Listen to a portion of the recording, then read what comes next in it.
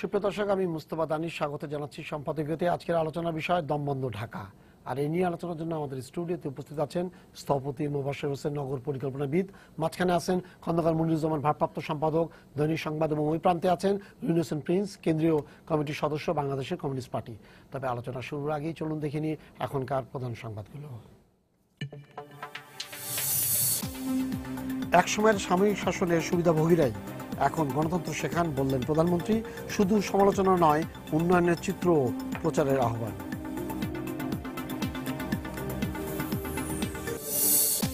ফরিদপুরে নবম শ্রেণীর ছাত্রকে রড দিয়ে পিটিয়ে হত্যা করেছে দুর্বৃত্তরা।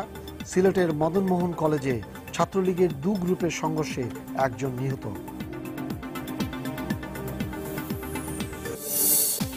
বিভিন্ন মামলায় এফবিআইয়ের সহায়তা নিলেও উল্লেখযোগ্য কোনো ফল পায়নি ডিবি।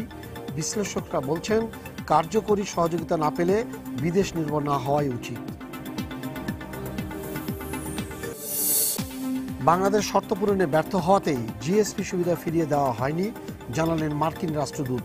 না দিলেও সমস্যা হবে না, পাল্টা জবাব বাণিজ্য মন্ত্রী। এবং বিআরটিআর অভিযানে ঢাকার রাস্তায় গণপরিবহনের সংকট, সাধারণ মানুষ স্বাগত জানালেও জোর দাবি বিকল্প ব্যবস্থা।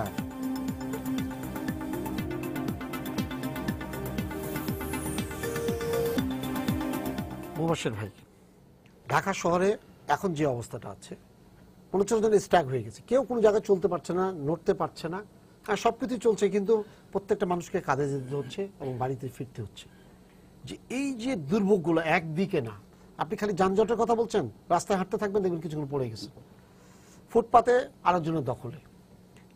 অন্যদিকে যাবেন, আরো যেখানে কাজ করতে, যেখানে যেসব জায়গায় যাচ্ছেন, সেখানে দেখবেন যে এক গাদা ময়লা, নারে ডাস্টবিন, মানে সবকিছু। আবার রাস্তা দেখবেন, রাস্তার অর্ধেকের বেশি আছে হলো গাড়িগুলো চমৎকার ভাবে পার্কিং করে রেখে দিয়েছে। তার মানে দেখে বোঝার কোনো উপায় নাই শহরটাতে কোনো আইন প্রয়োগকারী সংস্থা বা প্রতিষ্ঠান আছে না। ঘটনাটা সত্যি, তবে একটা খারাপ খবর আপনাদেরকে দেবো। সেটা হচ্ছে যে, মনে করেন আজকে ঢাকা শহরকে বিশ্বের একটি উন্নত শহর বানিয়ে ফেললাম রাতারাতি, জাদুর চেরাগ দিয়ে।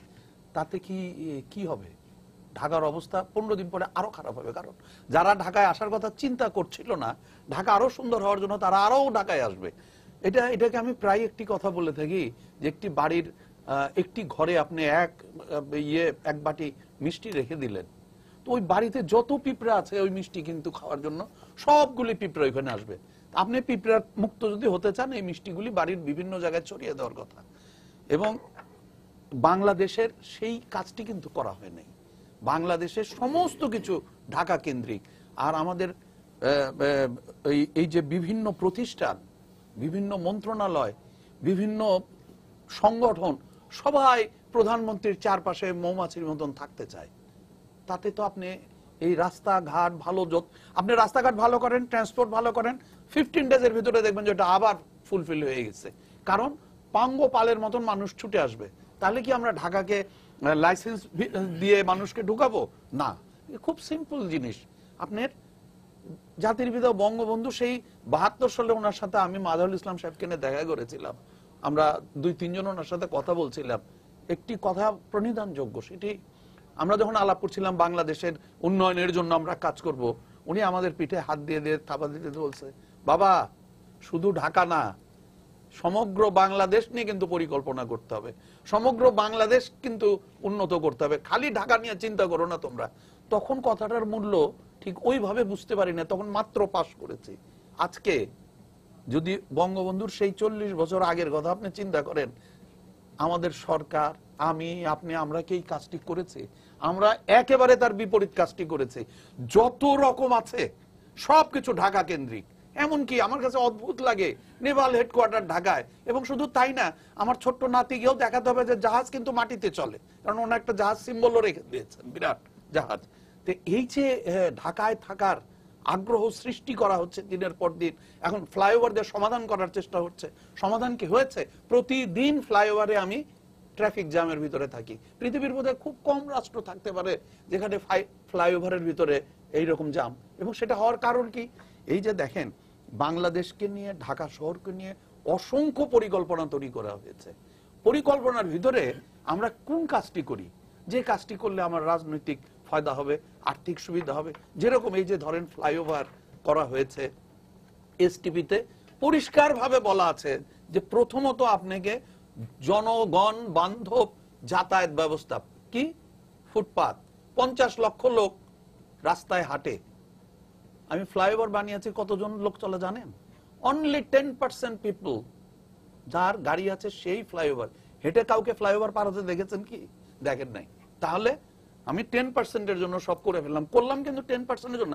আমার উদ্দেশ্য হলো এই ফ্লাইওভার বানালে বাংলাদেশের উন্নতি সারা বিশ্বে একটা চকমক করবে, আমার বিরাট একটা ব্যাপার। এবং এইখানে প্ল্যানিং এর পক্ষ থেকে আপনাকে আমি একটি তথ্য দেই যে একটি 1/2 ইঞ্চ পাইপ, পানির পাইপ রয়েছে, এই মাঝখান থেকে কেটে আমি যদি একটা 10 ইঞ্চি পাইপ লাগাই, আমার কি 2 এন্ডে পানির ফ্লো বাড়বে? কোনোদিন বাড়বে না। সব পানি ওই 10 ইঞ্চি পাইপের মধ্যে জমবে, যেটা আমরা প্রতিনিয়ত দেখতে পাচ্ছি।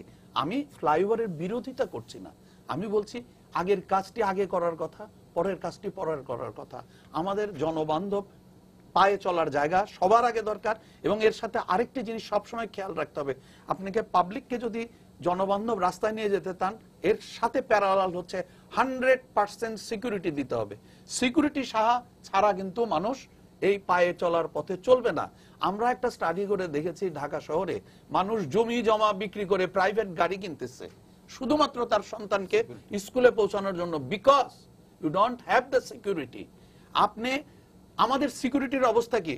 আপনি হঠাৎ বলে দিলেন ভিআইপি রোডে আইন অমান্য করলে পারে কঠোর ব্যবস্থা নেওয়া হবে। এর মানে তো এই, ভাই সব ভিআইপি রোড রাস্তা ছাড়া বাংলাদেশের যেখানে খুশি আপনারা আইন অমান্য করেন, আমরা কিছুই বলিব না, এটাই তো মানে। না হলে আপনি পার্টিকুলার জায়গা নিয়ে এই কথা কেন বলবেন? আপনি তো এই কথা, আইন আইনি সব ক্ষেত্রে প্রযোজ্য, আমরা তো তা দেখতে পাই না। আমরা দেখতে পাই হঠাৎ একটা জিনিসে আইন প্রয়োগ করার জন্য আপ্রাণ চেষ্টা করা হচ্ছে, আবার আমরা দেখতে পাই চিফ জাস্টিসের বাড়ির সামনে দিয়ে মন্ত্রী, এমপি, সেক্রেটারি ওনারা ফ্ল্যাগ উড়ায় উল্টা দিক দিয়ে যাচ্ছে, ওইখানে কিন্তু তাকে কেউ ধরে 2 ঘন্টা জেলও দিচ্ছে না। দিতেন আপনি 2 ঘন্টা জেল, আইনের প্রয়োগ আমরা দেখতাম, জনগণ দেখতো, জনগণ তখন সব আইন মেনে রাস্তায় চলতো। তা আপনি কাউকে করবেন, কাউকে করবেন না, আবার চিৎকার করবেন, তা হয় না। তবে এসটিপিতে এই জনবান্ধব যাতায়াত ব্যবস্থার সবচেয়ে বড় জিনিসটা হচ্ছে যে আপনাকে বাস সার্ভিসটাকে মানুষের দোরগোড়ায় পৌঁছায় দিতে হবে। এবং সেটা খুবই ইন্টারেস্টিং। আমরা এই বহুদিন ধরে এসটিপিতে বহুবার বলা হয়েছে রুট ফ্র্যাঞ্চাইজ, একটা রুটে একটা কোম্পানি থাকতে হবে। এই রুটের ব্যক্তিগত মালিকানা যদি ইন্ডিভিজুয়ালি থাকে, তাহলে প্রতিটি বাসের সাথে প্রচন্ড রকম এক প্রতিযোগিতা চালাচ্ছে। পৃথিবীর কোথাও আপনি বাসের মাংস নাই, চামড়া নাই, শরীর নাই, কিচ্ছু নাই, আর কোথাও দেখতে পাবেন না। এটা তো চাইলেই আমরা বন্ধ করতে পারি, শুধুমাত্র পরিকল্পনার মাধ্যমে, পরিকল্পনা বাস্তবায়নের মাধ্যমে 25 থেকে 30% প্রবলেম সলভ করা যায় উইদাউট ইনভেস্টিং এনি মানি। মনির ভাই, এই গণপরিবহন নিয়ে আসছে, খুব মজার ব্যাপার। বিআরটিএ আরম্ভ করেছে এই যে ফিটনেস বিন গাড়ি এবং ভুয়া লাইসেন্স দেওয়ার ক্ষেত্রে, খুব মজার ব্যাপার, গাড়ি গায়েব হয়ে গেছে। আমি করে দেখলাম জুলাই মাসে যে তথ্য আছে বিআরটিএ, তাতে 32,000 গণপরিবহনের গাড়ি, বাস এখানে আমাদের এখানে আছে ঢাকা শহরে। এখন বলে 5,000ও চলে না, অর্ধেকই গায়েব। 5,000 চলতো, সেটাও বলে অর্ধেক গায়েব হয়ে গেছে। আমাদের সড়ক পরিবহনের যারা আছেন, যারা মালিক সমিতি বলেন, তারা বড় বড় করে কথা বলেন। যখন সিএনজিটা বন্ধ করেছে পুরো দেশব্যাপী বিভিন্ন রুটে, 22টা রুটে, তখন বলছে যে 3 লাখ সিএনজির কোনো বিষয় না, আমরা গাড়ি চালাই দেবো। আপনি বলেন ঢাকা শহরে 5,000 গাড়ি নামানোর ক্ষমতা নাই, কিছু বললেই বলে ট্রিপ কম হয়, এ কারণে আমরা নতুন গাড়ি নামাতে পারি না। হ্যাঁ, আবার বলছে আবার ফিটনেস বিল লাইন এগুলো আমরা চালাই না, তাহলে চালাই কারা? এখন দেখেন জনগণ কি করুণ অবস্থায় পড়ে গেছে। হ্যাঁ, কিছুদিন পরে তাহলে এটাই হবে, বিআরটিএ বো ডাউন করবে এবং তারা এই অভিযানগুলো চালাবে না। 2 দিন পরে বা 10 দিন 15 দিন ভালো করে জানে যে 15 দিন ওয়েট করো, এইটা হ্যাঁ এটা উপরওয়ালা বলছে, কিছুদিন পরে দেখবেন এগুলা থাকবে না। তো আলটিমেটলি 15 দিন পরে যখন এটা বন্ধ হয়ে যাবে, তার এই গাড়িগুলো আসবে। আপনি 18 লাখ বলে 18,74,000 বলে ভুয়া লাইসেন্স আছে বা লাইসেন্সবিহীন লোক গাড়িগুলো আছে, এগুলো আবার রাস্তায় নামা আরম্ভ করে দিবে, চলাচল করবে। হ্যাঁ, কিন্তু আমাদের যে প্রশাসনিক যে সিদ্ধান্তটা, সেটা মুখ থুবড়ে পড়ে যাবে। বিষয়টা হচ্ছে কি, আমাদের দেশে সবকিছু চলে পিসপিল পদ্ধতিতে। হ্যাঁ, এটা সব ক্ষেত্রেই।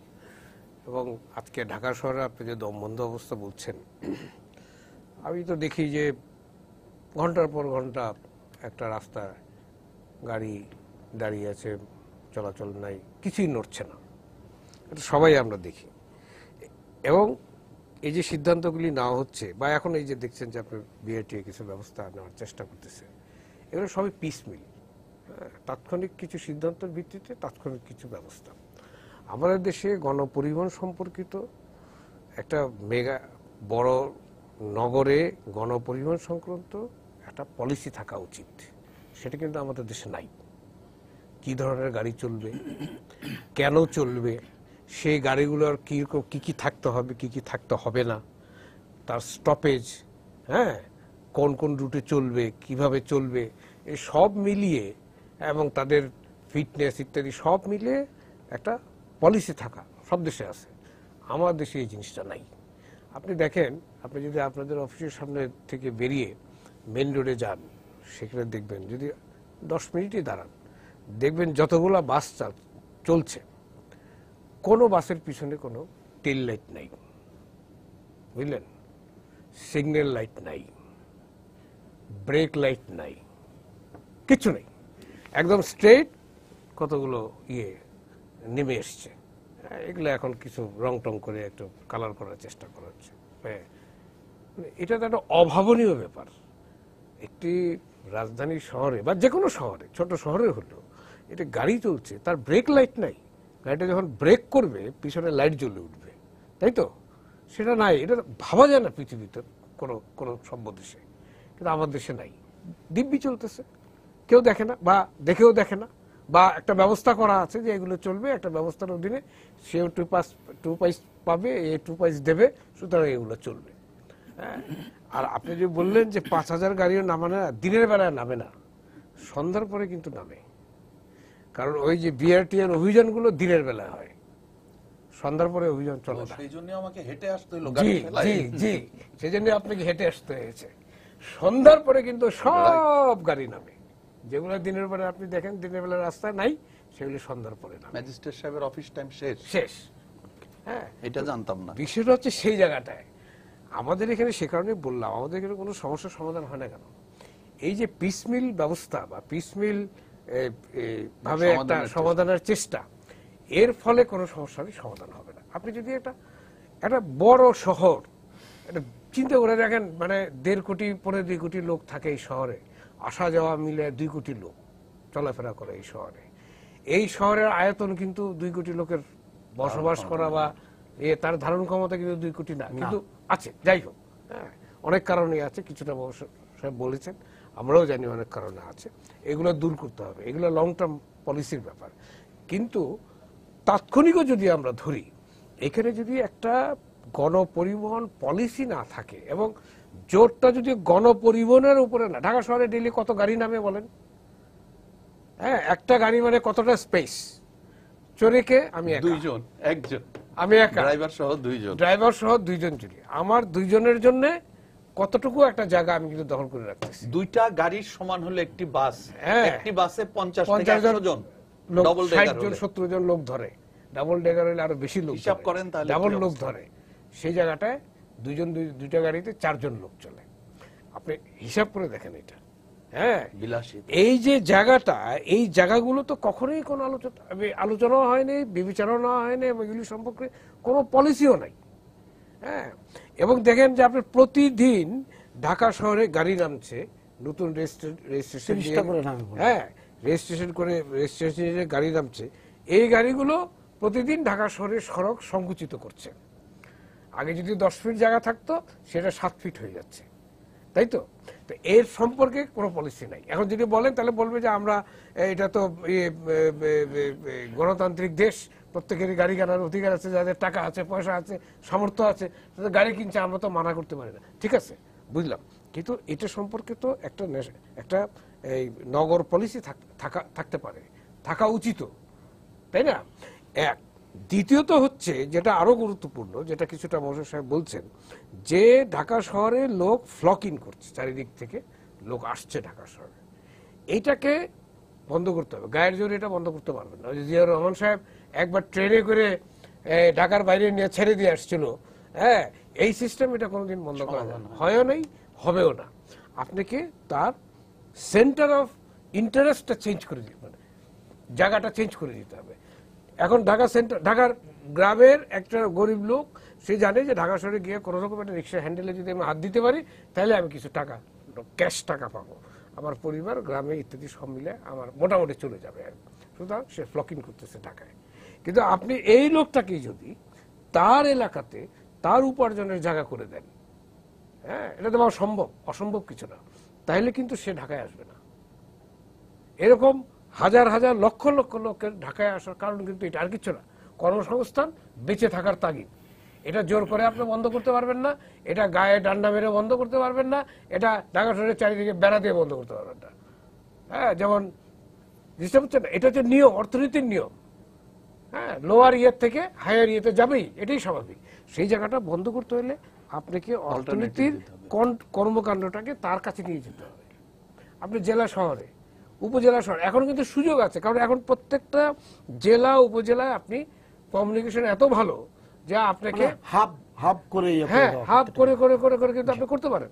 আপনি ফ্যাক্টরি, ইন্ডাস্ট্রি, নানা রকম অর্থনৈতিক কর্মকাণ্ডের জায়গাগুলো ওখানে নিজে, এটা প্ল্যান থাকা লাগবে। এটা বক্তৃতা দেওয়া হয় না, আমরা খুব বক্তৃতা দিই, কিন্তু এটা বক্তৃতা দেওয়া হয় না। আপনি একটা প্ল্যান করেন না যে টাঙ্গাইল জেলায় আগামী 3 বছরের ভিতরে আমি এতগুলো অর্থনৈতিক সেন্টার করব, সেখানে এই এই ইন্ডাস্ট্রি বা ছোট ইন্ডাস্ট্রি বা ছোট কাজের জায়গা তৈরি হবে।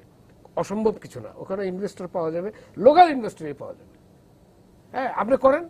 আমি বলি আপনাকে, আপনি ধরেন কথার কথা একটা উদাহরণ দিচ্ছি আপনাকে, টাঙ্গাইল বা কুমিল্লা বা ব্রাউনবাড়িয়া, এনিওয়ার ইন বাংলাদেশ, আপনি একটা উপজেলা ধরলেন, সেখানে ছোট ব্যবসায়ী আছে না, ছোট ছোট দোকান করে কোন ব্যবসায়ী আছে না, আমরা 5 জনের মিলে একটা সময় তাদের প্রোডাক্টই তাদের জন্য ইয়ে করে দেন। হ্যাঁ, সেখানে আরো 10টা লোকের কর্মসংস্থান হবে। তো এই প্ল্যানটা তো আপনাকে করতে হবে, ওটা এক্সিকিউট করতে হবে।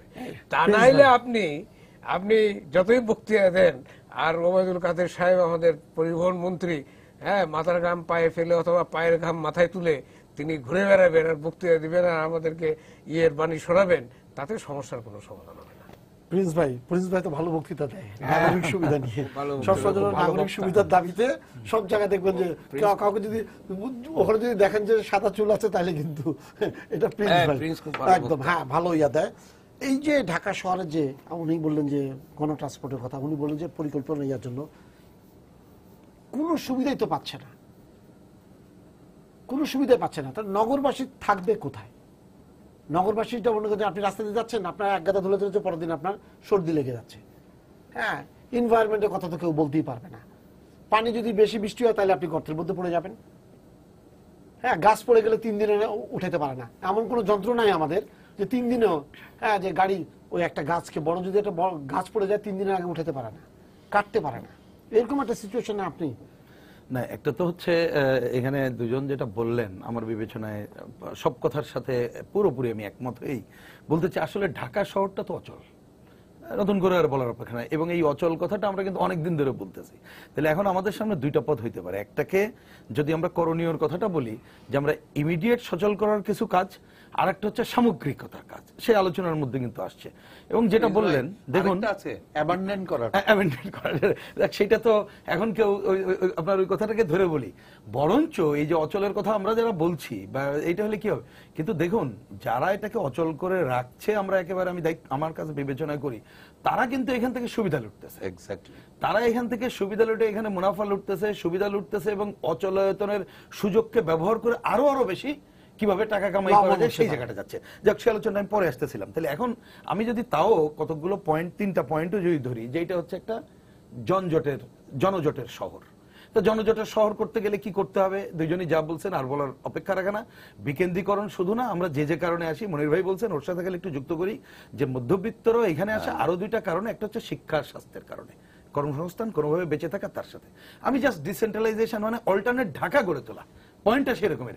সেই জায়গা ছাড়া কিন্তু আমরা কখনো একটু এড করি, ডিসেন্ট্রালাইজেশনের খুব একটা সুন্দর শব্দ আছে, আপনি কি 3টা জিনিস এনশিওর করলে অটোমেটিক ডেভেলপ করে। একটা হচ্ছে health, education and safety, Safety, এই তিনটা, clear, এবং সেটাই। এই তিনটাই কিন্তু সরকারের হাতের মধ্যে। হাতে এবং সম্ভব, এটা সম্ভব যে না মুহূর্তে তা না। আপনাকে দিবেন সেটা আরেকটা আরো তা 10টা সেই, এবং টাকা হয়ে এটা যাবে। এখন সম্ভব এই কারণে, এটা মনে ভাবে বলছেন যে এখন কিন্তু আমাদের কমিউনিকেশন, আমাদের অল্প একটু জায়গা, ব্যবস্থা যদি অনেক better। কিন্তু জাস্ট দৃষ্টিভঙ্গিটা যদি থাকে, কিন্তু যদি মনে করি এইখানে এটা রেখেই আমি সব কামাই একাই করবো, Exactly. তাহলে তো আর জিনিসটা হবে না। তাহলে এই জায়গাটা একটা গেল। আপনি দেখেন জলজট বলার আর অপেক্ষা রাখে না, আপনি যানজটের কথা আসলো, তার আগে আমার মনে পড়লো বলে একটা কথা বলি। দেখুন, আন্দোলন করে আমরা একটা এখানে উদ্যান রক্ষা করেছিলাম, ওসমানী উদ্যান। ওসমানী উদ্যান এই গত 2-3 দিন আগে বাপার জেনারেল সেক্রেটারি সহ দেখতে গিয়েছিলাম। আমি অনুরোধ করব আপনারা এটা একটু দেখতে যান। ওইখানে সেক্টর কমান্ডারদের নামে কিছু বসার জায়গা করা হয়েছিল। ঘাস টাস এমন জায়গায় চলে গেছে ওইটার কোনো খুঁজে পাওয়া অস্তিত্বই যাচ্ছে নাই, না। অস্তিত্ব নাই। শিশু কর্নার, মহিলা মহল কোনোটাই নাই, এর অন্য জায়গাগুলো আছে। অর্থাৎ জায়গাগুলোকে আপনি একবার রক্ষা যা করলেন, তারপর হচ্ছে না কেন, কথাটা এখন বলি। এইটা নিয়ে যদি আমরা এখন আবার আন্দোলন করি, ওই যে আপনি বললেন, আমার ধারণা কন্ট্রাক্টর বা অন্যরা এসে আরেকটা প্রজেক্ট করবে, যাচ্ছে এইটাকে সুন্দর করার জন্য, এইটা আরো কত কোটি টাকার হয়ে গেল, আবার কয়দিন পরে দেখভালের কেউ নাই। অর্থাৎ পুরোটা আমি দেখি যে এই জায়গাটা হচ্ছে। এবং তার একটা বড় কারণ হচ্ছে ঢাকার অধিকাংশ জনশক্তি যারা, সেই যে গরিব মানুষ, সাধারণ মানুষ, মধ্যবিত্ত মানুষ, তাদের দেখার কেউ নেই, তাদের কোনো ভয়েস নাই। প্রধান পয়েন্টটা সেই জায়গাটাই। আপনি দেখুন, অন্য আলোচনার আমি আর লোড না নিয়ে যদি যানবাহনের কথা বলেন, আপনি যানবাহনে এই যে আলোচনাটা করলেন, ঢাকা শহরে বিআরটিসি কেন বাস নামে না আরো? আপনি বলেন। আমরা বাইরের জায়গায় দেখলাম বিআরটিসি বাস নামানোর পরে আমাদের পররাষ্ট্র প্রতিমন্ত্রীর এলাকায় বিআরটিসি বাস উদ্বোধন করলেন, বাস সিন্ডিকেটের কারণে ওটাকে বাতিল করতে বাধ্য হলো। তাহলে সরকার কার স্বার্থ রক্ষা করছেন? সরকার তো তার স্বার্থ রক্ষা করেন না, দায়িত্ব তো সে পালন করেন না। আমাদের মেয়র যারা নির্বাচিত হয়েছে, নির্বাচিত হওয়ার আগে তারা সবাই বললেন তাদের 1 নম্বর কি দেখবেন, এই যে যানজটের বিষয়টা দেখবেন। যদিও তখন বলেছে এটা তো তোমাদের একার ব্যাপার না, পারবাও না। এখন বলছে এটা আমাদের ব্যাপার না, আমরা পারবো না। সুতরাং দেখুন, তারাও যে আমি দেখলাম একজন মেয়রের কথায়, মানে একজন মেয়র ইতিমধ্যে বলছেন তিনি ওই বাস সিন্ডিকেটের সপক্ষে যাওয়ার জন্য কি করা যায়, তার কিভাবে কি বলা যায়, সুদের হার কম করা যায়, তাদেরকে কম পয়সায় কিভাবে আনা যায়, চিন্তাটা ওইটাই। অর্থাৎ একটা সংকট সৃষ্টি করে তাদেরই মুনাফা অর্জনের জায়গাটাই কিন্তু প্রধান জায়গায় চলে যায়। এইখানে সাধারণ মানুষের জায়গাটা নেই। যদি সাধারণ মানুষের জায়গা থাকতো তাহলে অবশ্যই আরো বেশি বাস নামানোর কথা চিন্তা করতো। পত্রিকায় খবর বেরিয়েছে, এক একটা রুটে বাস, যদি কেউ ধরে নিলাম অল্প পুঁজির সৎ ব্যবসায়ী, শব্দটা কারেক্ট না হলে আমি ধরে নিলাম যুক্তির জন্য, নামাইতে চাই, আমাদের মালিক সমিতির চাঁদাবাজির কারণে হতে পারবে না। তাহলে আপনাকে দেখতে তো হবে এই জায়গাগুলোতে, সেই জায়গাগুলো কিন্তু দেখভালের কেউ আছে বলে মনে হচ্ছে না। এইখানে যে আলোচনা আসছে যে কিছু একটা হলে বলা হচ্ছে উড়াল সেতু করি, উনি এসটিপির কথা বলেছেন, ওনারা এগুলো তৈরি করছেন, জানেন অনেক বেশি। আমরা ওনাদের কাছ থেকে এগুলো জেনে পক্ষে বিপক্ষে যতটুক পারি নাগরিক সুবিধার জন্য আন্দোলন সংগ্রাম করেছি।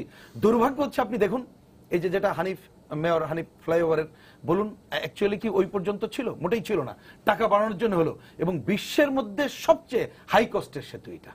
পৃথিবীর কোন দেশে এত টাকা ব্যয় এই ধরনের সেতু হয়নি। তার মানে আপনি লুটপাটের জায়গা দেখুন। ঢাকাকে মানুষের উপযোগী করার জন্য একটা আলোচনা আসছিল, চারপাশে আমাদের যে পুরনো আদল, তার যে পানি, এটাকে ব্যবহার করে করা। আর একটা ছিল মেট্রো রেল চালু করব। মেট্রো রেল চালু করতে গেলে মোবাশ্বের ভাই আরো ভালো বলতে পারবেন, আমি যদি রাস্তার মাঝখানের জায়গাটাতে না করি অন্য কোনো জায়গায় করতে পারবো। আজকে রাস্তার মাঝখানের জায়গাটা কোথায় নিয়ে যাওয়া হলো? আপনি এই ধরনের মানে কি বলে ফ্লাইওভারের জায়গায় নেওয়া হলো, তার মানে তো ওইটাও ধ্বংস করে দেওয়া হচ্ছে আপনাকে। হয়তোবা আমরা অনেক বছর পরে শুনবো এটা ভেঙে আবার করতে হবে, কারণ সবই তো ওই টাকা পয়সার খেলা এবং এই জায়গায় থাকবে। অর্থাৎ জনগণের স্বার্থ দেখার জন্যই কেউ কখনো কাজ করছে না। দীর্ঘদিন ধরে অসৎ রাজনীতিক, অসৎ আমলা, অসৎ ব্যবসায়ী, যেটাকে আমরা বলি দুর্বৃত্তায়িত রাজনীতির, সেই চক্রের মধ্যে আছে। আর এই চক্র তারা করছে কিভাবে? কেউ যদি কোনো ভালো উদ্দেশ্য থাকে, মনির ভাইয়ের কথায় ধার করে বলতে হয়, আমরা পিসমিল সলিউশন করছি, কোনো সমন্বিত উদ্যোগ নেই। উইদাউট সমন্বিত উদ্যোগ আপনি কোনো ছোট জায়গায় তো ভালো কিছু করতে পারেন না। আর এই জায়গাটা কোথায় আসছেন? এবং আমরা আজকে আরো ভয়ের কথা হচ্ছে, এখানে আমরা দেখছি যারা বাংলাদেশে এই ধরনের সংকট হলে কি করে, সেটা আগে বলে নেই। সেটা আপনি দেখবেন বিদেশ থেকে কিছু লোকজন আসে, হ্যাঁ, তথাকথিত এক্সপার্ট নাম ধরে তারা একটা প্রজেক্ট সাবমিট করে। আর প্রজেক্ট সাবমিট করলে কি হয় আমরা জানি, প্রজেক্টের স্বাক্ষর থেকে শুরু করে বিভিন্ন জায়গায় যা ঘটনা সেটা ঘটে আমাদের বিদেশি বিশেষজ্ঞরা থেকে উপেক্ষিত, তাদের কথা থেকে উপেক্ষিত।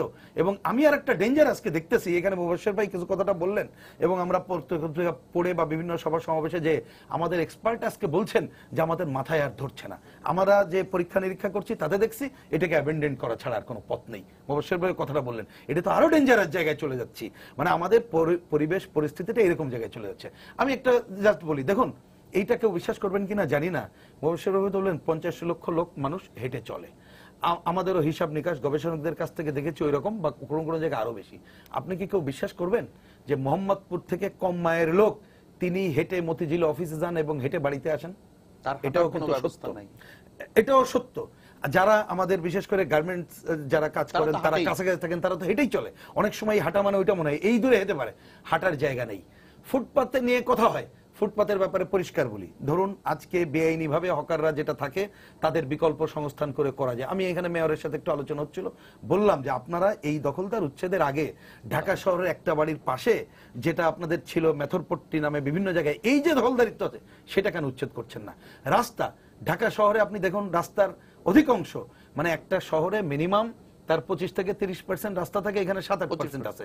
তার মধ্যেই আপনি প্রায় 3%-এর উপরে হচ্ছে এই বেআইনি দখলদারিত্ব। 40%, 8%-40% আপনি এই দখলদারিত্ব। তাহলে আপনি সেই দখলদারিত্ব উচ্ছেদে গিয়ে কখনো ভূমিকা নিচ্ছেন?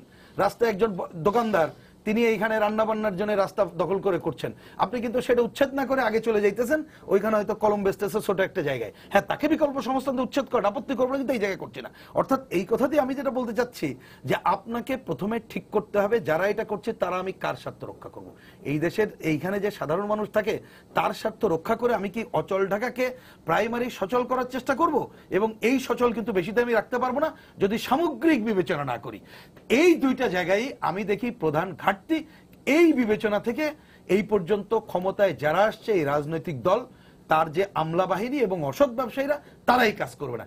এইখানে একটা আমূল পরিবর্তনের জায়গা দরকার এবং একটা জন আন্দোলন গড়ে তোলার কোনো বিকল্প নেই। সেই জায়গায় যদি যেতে পারি আমরা, অচল ঢাকা সচল করে মানে বাসযোগ্য ঢাকা গড়ার জায়গাটা না যেতে পারলেই ঢাকায় কিন্তু মানুষ এখন দেখেন একেবারে বাধ্য না হয়ে আসতে পারে না। আমি আপনাকে একটা জিনিস বলি, দেখুন আমি একটা জাস্ট না বলে পারছি না, আমাদের ধারণার বাইরে অনেক ঘটনা আছে। একটা ঘটনা খালি বলি, ঈদের সময় ট্রান্সপোর্ট কস্ট নিয়ে কথা হয়। আমি ট্রান্সপোর্ট কস্ট এবার নিজে প্রত্যক্ষভাবে দেখেছি।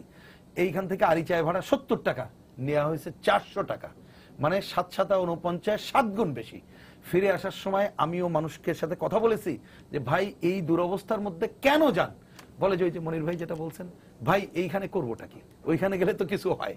তাহলে আপনি এই যে এই দুরবস্থার মধ্যে মানুষ কিন্তু কোনোভাবে নিজে বেঁচে থাকার জন্য সে আসছে, কিন্তু সে কিন্তু থাকতে চায় না। তাহলে তাকে যদি আমি প্রকৃতপক্ষে দেশের সামগ্রিক উন্নয়ন করতে চাই, তাহলে ওই বিকেন্দ্রীকরণের জায়গায় ইমিডিয়েট সলিউশনের জায়গায় যেতে হবে। আর বর্তমানে এই যে বিআরটি এর অভিযানের নামে যেটা চলতেছে, আমি বলবো এইটা একটা আরেকটা ভুল পদক্ষেপ। যদি এখন হাইকোর্টের মোলা দেখিয়ে এই কাজটা করা হচ্ছে, এমনকি সিএনজি আপনার যেটা কি বলে যে বন্ধ করার যেটা করেছে, একই ঘটনা আপনি হাইওয়েতে আরো কি ঘটনা ঘটে যাবে। এবং সেটা আপনি দেখেন এই ধরনের ঘটনা যখন ঘটে, ঝেড়ে কাশলে কি বলবো, আগে যখন হয়তো রাস্তায় চলছি 2 টাকা দিয়ে চলতে পারতো, এখন কিন্তু বলবে 200 টাকা না দিলে চলতে পারবে না, আমাকে কিন্তু অন্য জায়গায় দিতে হবে। সুতরাং এই জায়গার পরিবর্তনের জন্য আজকে সাধারণ মানুষের পক্ষে যারা দাঁড়ায় তাদের সপক্ষেই আমি বলি অধিকাংশ মানুষকে দাঁড়াতে হবে এবং অচল ঢাকাকে সচল করে বসবাস্য ঢাকার সপক্ষে একটা গণ আন্দোলন গড়ে তুলতে হবে। তাহলে যদি কিছু পরিবর্তন করতে পারি, তাই ছাড়া পরিবর্তনের কোনো সুযোগ দেখি। আচ্ছা মুবাশ্বের ভাই, এখন যেটা দাঁড়িয়ে গেছে, যেমন আজকে মানে সব জায়গাতে এই জিনিসটা হয়েছে যে গাড়ি পাচ্ছে না, গাড়ি গায়েব হয়ে গেছে, হয়ে গেছে। কোনো যখনই মালিক সমিতির সাথে বসছে, হ্যাঁ গাড়ির যারা ব্যবহার করে মানে যারা যাত্রী তাদের সাথে তো কোনোদিনই বসে না, সমস্যা তাদেরই সব। সমস্যা কিন্তু আসলে যারা গাড়িতে উঠে তারা, হ্যাঁ কিন্তু যারা গাড়ি তাদের সমস্যা কিন্তু খুবই কম। কিছু বললেই বলে নতুন করে লোন দিয়ে দেন, হ্যাঁ সুদ মুক্ত দিয়ে দেন। গাড়ি একটা ভেঙে দিয়েছে, ভাঙা একটা গাড়ি নিয়ে আসছেন, তার ট্যাক্স তার ইন্স্যুরেন্স উঠায় নিচ্ছেন আপনি। গাড়িটা সচল কিনা 20 বছর আগের গাড়ি আপনি চালা নিচ্ছেন, টাকা 3 বার উঠে গেছে, সেগুলো নিয়ে আপনি কথা বলছেন। আর নতুন গাড়ির কথা বললেই বলেন যে ট্রিপ চলে না। এই ট্রিপটা চলবে কি করে? খুব সিম্পল একটা জিনিস, আপনি যদি ভাঙ্গা গাড়ি চড়তে বাধ্য করেন জনগণকে, অ্যাকচুয়ালি তো বাধ্য করা হচ্ছে, ভাঙ্গা গাড়ি ব্যবহার করতে জনগণকে বাধ্য করছেন, যেহেতু there is no alternative. Baby সিটে বড়দের বসতে বাধ্য করা হচ্ছে, একদম সহজ। তাহলে সেই ক্ষেত্রে ধরে নিলাম যে আমাদের সরকার বা এই গ্রুপ অফ পিপুল ডিসিশন নিল যে আমরা চাঁদা তুলে বাস নামাবো, তে ভাঙ্গা গাড়ির দাম আর আপনার গাড়ির দাম, এই গাড়িও যে ভাড়া নিচ্ছে, আপনি ব্র্যান্ড নিউ গাড়ি নামিয়ে সেই ভাড়া নিয়ে কি বাস্তবায়ন করতে পারবেন? এই যে অসম প্রতিযোগিতা, অর্থাৎ আপনি যে গাড়িটি রাস্তায় থাকার কথা না সেই গাড়িকে অনুমতি দিয়ে আপনি সঠিক ব্যবসাদারকে ব্যবসা থেকে বন্ধ রাখছেন। এটা হলো, আমি যদি সবকিছু নরমাল হয়, আমরা তাহলে এই যে মাঝে মাঝে বন্ধ করাটা হলো খুব ইন্টারেস্টিং। এখন হয়তো কন্টিনিউসলি যদি চলতো, আমি ভাঙ্গা গাড়ির সিট দেখে ড্রাইভারকে গালিগালাজ করতাম। এখন এই যে বন্ধ করা হলো, আমরা সবাই জানি যে আগামী 15 দিনের মধ্যে এগুলি আবার রাস্তায় আসবে। তখন আমি যদি প্রতিবাদ করি, আমাকে ঘাড় ধরে ড্রাইভার গাড়ি থেকে নামিয়ে দেবে। অর্থাৎ তার পাওয়ারটাকে ওই যে একটু আগুনই বললেন 2 টাকা দিয়ে যেখানে যেতাম এখন 20 টাকা চাইলে পারে, আমার কিছুই করার নাই। সিচুয়েশন ক্রিয়েট করা। ফার্স্ট সরকারকে সিদ্ধান্ত নিতে হবে যে এই কাজগুলি অনাদিকাল পর্যন্ত চালাবে কিনা, 1। 2 নম্বর হচ্ছে যে চালানোর এফেক্ট গুলি কি। যেরকম ভাই একটি কথা বললেন, আমি একটা শব্দের প্রচন্ড রকম বিরোধী। বাংলাদেশে কাউকে কোনো জায়গা থেকে উচ্ছেদ করা ঠিক না। যেরকম আমরা ফুটপাত থেকে উচ্ছেদ করার কথা বলি, অ্যাকচুয়ালি আপনি যদি এটার ভিতরে চলে যান, হ্যাঁ ফুটপাতে বসা অবশ্যই অন্যায়। তো অন্যায়ের হিসাবটা আমি এইভাবে করি, যদি তাকে আমি ফুটপাতে বসতে না দিতাম, সে ড্রাগের ব্যবসা করত, হাইজ্যাক করত, অন্যান্য কাজ করতে হতো, তার বিকল্প নাই, তাহলে সে কম অন্যায় করছে। এখন প্রশ্ন হলো, উচ্ছেদ শব্দটির পরিবর্তে সে কনস্টিটিউশনালি বাংলাদেশের একজন নাগরিক, তাকে আমার রিহ্যাবিলিটেট করতে হবে। পুনর্বাসনের বিকল্প তো নাই, এবং পুনর্বাসনের রাস্তা বের করতে হবে, না থাকলেও বের করতে হবে। There are thousands of alternative, এবং that should be the part and parcel of your total programme. আমরা এখন যদি এই ট্রান্সপোর্ট সমাধান করতে যাই, এবং এটার সমাধান কিন্তু খুবই সুন্দরভাবে আছে। ঢাকা শহরে একটি রুটে ধরেন 200টা বাস চলে, 200 লোক এটার মালিক, এবং আরো শুনে আপনারা আশ্চর্যান্বিত হবেন, ওই গাড়ির ড্রাইভার হলো আবার 400 জন। তাহলে একটি গাড়ির 2 জন ড্রাইভার, 1জন মালিক। এই যে 400 জন ড্রাইভার, তারা আবার কন্ট্রাক্টে কাজ করে মেজরিটি। তাহলে একজন প্যাসেঞ্জারকে ধরার জন্য ওই পার্টিকুলার রুটে 400 জন মানুষ 200টি গাড়ি যুদ্ধ করে। তাহলে এখানে আপনি নিয়ম নীতি কিভাবে কাজ করাবেন? এখন আসেন আমরা প্ল্যানিং এ আমরা একটা কথা বলি যে থ্রু প্ল্যান 30% পর্যন্ত প্রবলেম খুব সহজ সুন্দরভাবে সমাধান করা সম্ভব। আমি আবার এই কথাটা বলি, এই যে 200টা বাসকে যদি আমি একটা কোম্পানির আন্ডারে নিয়ে আসি, যেটাকে আমরা বলছি রুট ফ্র্যাঞ্চাইজ, এবং এসটিভিতে প্রথমে এই কথা বলা হয়েছে ফুটপাতের পাশাপাশি মানুষের জন্য সহজগম্য বাস সার্ভিস করে দেওয়া। এই বাসটার যদি আমি একটা পার্টিকুলার কালার করি, এবং এই কালারে লাল কালারের বাসের টিকিট কিনলে পারে লাল কালারের বাস যেখানে দাঁড়ানোর কথা সেখানে এসে দাঁড়ালো। এখন একটি বাস দাঁড়ালো, আমরা উঠছি, এই ফাঁকে আরেকটি লাল বাস এসে পিছনে দাঁড়ালো, সাথে সাথে এই বাসের দরজা বন্ধ করে চলে যেতে হবে, সে একটিও প্যাসেঞ্জার নিতে পারবে না। কারণ এই সামনের বাসটি যদি একটিও প্যাসেঞ্জার সারাদিনেও না নেয়, তার তো কোনো লস নাই। দিনের শেষে 200 বাস এক জায়গায় টাকাটি ফেলবে, 200 দিয়ে ভাগ করবে, শেয়ার করে নেবে। তাহলে এই কাজটি কেন হচ্ছে না? আমরা এটি এত সহজলভ্য এবং এটি এত সহজ কাজ, এবং এখানে তেলের খরচ কম হবে, ড্রাইভারের ক্ষতি কম হবে, গাড়ির আয় বাড়বে, তারপরেও কেন এই কাজটি করা হচ্ছে না? এইটা বের করতে যে আমরা কিছু কিছু মজার তথ্য পেয়েছি। এই বাসগুলির মালিক কে, তাদের অর্থটা কোথায় থেকে এসেছে? যেই মুহূর্তে আপনি কোম্পানি করতে যাবেন, মালিকের পরিচয় আপনার সামনে নিয়ে আসতে হবে, তার আয়ের উৎস দেখাতে হবে, তাকে ট্যাক্স পে করতে হবে।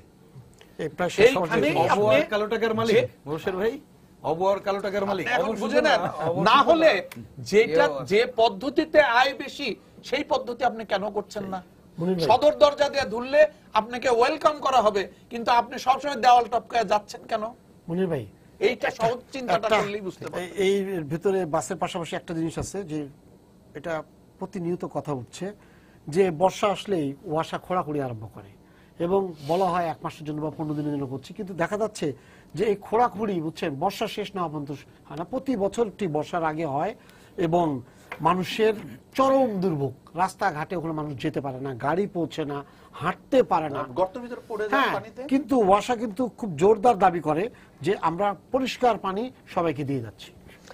আসলে তো এটা এই সংক্ষেপে বলবো, এটা খোরাখুরিটা শুধু ওয়াসা করে না, খোরাখুরি আপনার আরো আছে, বিদ্যুৎ বিভাগ করে, টেলিফোন বিভাগ করে, সবচেয়ে বেশি এটা হলো ওয়াসা, সবাই করে, ওয়াসা সবচেয়ে বেশি করে। বিষয়টা হচ্ছে এটা আবহমান কাল থেকে চলে আসতেছে। বর্ষাতে শুরু করো, বর্ষাতে কাজটা শুরু করে, এবং ঘোর বর্ষা যখন থাকে তখন এই কাজটা স্টল থাকে, কিন্তু রাস্তাটা ওপেন থাকে।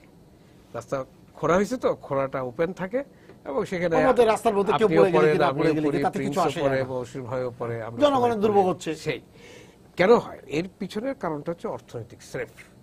কারণ জুন মাসে আমরা জানি আমাদের বাজেটের শেষ, তো জুন মাসে যদি টাকাটাই জুনের আগে ব্যবহার না হয় তাহলে টাকাটা ফেরত চলে যায়। সুতরাং জুন যত ঘনায় তত স্পিড তত বাড়ে। কাজের মাত্রা বেড়ে যায় সব বেড়ে যায়, জায়গায়, হ্যাঁ। উন্নয়নের কাজ বেড়ে যায়। কোয়ালিটি চাই। না, মনির ভাই, কিন্তু সাথে কাজ- ছোট্ট একটা কথা আপনাকে বলি, আরেকটা জিনিস আমরা তথ্য বের করেছি, সেটা বড় ইন্টারেস্টিং। এই যে পাইপলাইন গুলি যখন বসানো হয়, এগুলির স্পেসিফিকেশন আছে। স্পেসিফিকেশনে জয়েন্ট গুলিতে আপনাকে ঢালাই করতে হবে এবং স্যান্ড ফিলিং করতে হবে। স্যান্ড, নট দ্য sand এক্সকাভেটেড আর্থ। এই স্যান্ড ফিলিং করতে হবে। তো এখন বর্ষার সময় পানির ভিতরে sand তো চলে sand যায়। দরকার নাই, ওই মাটি ফেলেন। আর ওই যে জয়েন্ট গুলি আপনাকে করতে হতো কম্প্যাকশন করে, এগুলি কোন ইঞ্জিনিয়ার সাহেব পানির ভিতরে মাথা ঢুকে তো দেখার কোনো Right. সুযোগ নাই। সুতরাং So, এই যে- অনেক সুবিধা এগুলি। এই জায়গাগুলো সেজন্য আমি প্রথমে যে পলিসির কথা বলছিলাম যে এটা এন্টায়ার পলিসি দরকার। আর আমরা জানি না আমাদের এখানে নগর সরকার করার কথা, পৃথিবীর সব মেগা সিটিতে নগর সরকার আছে। আপনাদের মনে আছে 9/11 যখন হইল নিউ ইয়র্কে, তখন নিউ ইয়র্কের 9/11 সমস্ত মোকাবেলা করা, পুনর্বাসন, অমুক তমুক, নোবেল পরিষ্কার করা, কে করছে? Not president Bush, not even the governor of New York, it was the mayor of New York. এবং বুশ তার পাশে দাঁড়ায় দাঁড়ায় দেখছে, এবং হি কুডন্ট অর্ডার দি মেয়র। মেয়র সব সিদ্ধান্ত নিচ্ছে, মেয়র পুলিশকে অর্ডার দিচ্ছে, মেয়র ফায়ার ব্রিগেডকে পরিচালনা করছে, মেয়র পূর্ত বিভাগকে পরিচালনা করছে। Everything was ordered and coordinated by the city mayor of New York. People's representative. পৃথিবীর সব দেশই তাই হয়। আর আমাদের দেশে মেয়র নির্বাচিত হয়, যে আমি একটা গল্প বলি আর কি। একবার এটা আমাদের দেশে সত্য একটা ঘটনা। কবি আছে আমাদের দেশে, কবির নামটা আমি বলতে চাই না। তিনি একবার বলছিলেন একটা পার্টি একবার বেআইনি হয়েছিল আর কি। বলছিলেন যে এই পার্টিটা বেআইনি করছে কেন? এটা তো দেশের শোভা, দেখতে সুন্দর লাগে। তা আমাদের মেয়ররা হচ্ছে নগরের শোভা, দেখতে সুন্দর লাগে। আমরা নির্বাচিত করি, কিন্তু দেখতে সুন্দর লাগে, কোনো কাজে আসে না। রহিম ভাই, শেষ পর্যায়ে আছি। রহিম ভাই, যদি আপনি জিস্ট কথা বলেন, না আমি শেষ পর্যায়ে মানে একদম শেষ। একটু প্রভোক্ট হচ্ছে। ওয়াসার কথা একটু না বলে পারছি না। দেখুন, ওয়াসা কিন্তু প্রতি বছর পানির দাম বাড়ায়, জানেন কিনা জানি না, এই বছর জুলাইতেও বাড়িয়েছে, গত 4 বছরে 25% বাড়িয়েছে। এবং ওয়াসার পানির দাম যদি 1 টাকা বাড়ে, আমাকে কিন্তু ওই মাসে বিল দিতে হয় 2 টাকা 30 পয়সা। মানে ওই যে সমপরিমাণে সোয়ারেজ এবং ই সহ কি বলে 15% ভ্যাট সহ। দামি পানি অর্থাৎ খাইলে- এই জায়গায় তাহলে দেখুন তারা ভূমিকা পালন করছে না, কিন্তু আমরা এটা মেনে নিচ্ছি। এই জায়গাগুলো হচ্ছে আপনি এখানে আলোচনা আসছে, কিন্তু আরো দৃঢ়তার সাথে মনে করি প্রাইভেট কার নিয়ন্ত্রণ খুবই Exactly. জরুরি। এর কোনো বিকল্প ঢাকা শহরে নাই।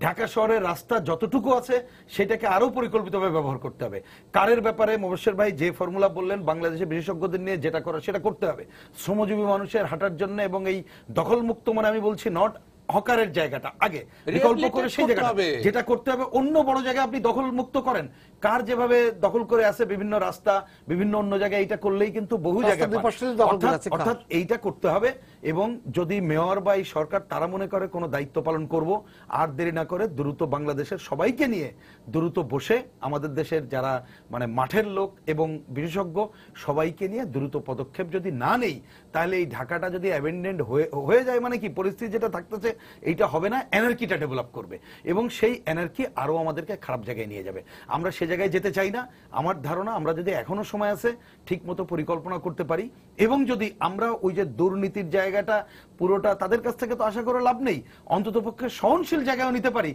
তাহলে অন্ততপক্ষে আমরা একটা পথ খুঁজে পাবো। এই পথ খুঁজে না পাওয়ার কোনো বিকল্প নেই। কিন্তু আমি সর্বশেষ এই অনুরোধই করি, এইখানে যারা আছে মোবাশ্বের ভাই বিশেষ করে, মনির ভাই তো লেখালেখির মধ্যে আসেনি, উনিও অন্যতম প্রধান লোক, আসেন সবাই মিলে আমরা অচল ঢাকা সচল করার জন্যই আমরা একটা ব্যাপক বড় নাগরিক আন্দোলন করে তুলি। সেটাই বোধহয় আমাদের একটা রক্ষা কবচ হইতে পারে। আর কোনো অল্টারনেট এখন আমরা দেখছি না, কারণ এই ভয়েস প্রতি মুহূর্তে আমাদের জারি রাখতে হবে এবং এই দুর্নীতির মহোৎসব বন্ধ করতে হবে। নাগরিক যেটা এখন হয়তো নগর সরকারই তো সমাধান, কোনো দ্বিধাদ্বন্দ্ব নেই, আমরাও সেটা বলি, কিন্তু এখন যে নগর ভবন আছে সেইটা যদি নাগরিক সেবার কেন্দ্রবিন্দু না হয়, ঢাকার যে আদি আদল সেই পঞ্চায়েত ব্যবস্থাকে শুরু করে পাড়ায় মহল্লাকে জনগণকে সম্পৃক্ত করে প্রত্যেকটা ওয়ার্ডকে আমি জনসেবার কেন্দ্রবিন্দু যদি না করতে পারি, তাহলে কিন্তু এই জায়গা হবে না। এই সবটাই করতে হবে জনগণকে সম্পৃক্ত করে। সেই ধারায় যাওয়াটা বোধহয় আমাদের খুব জরুরি হয়ে দাঁড়িয়েছে। আপনাদেরকে ধন্যবাদ, সময় শেষ হয়ে গেছে স্টুডিওতে আসার জন্য। সবাইকে শুভেচ্ছা জানিয়ে শেষ করছি আজকের সম্পাদকীয়। আগামীকাল আবারও দেখা হবে রাত 10টায়। দেখার আমন্ত্রণ রইল। শুভরাত্রি।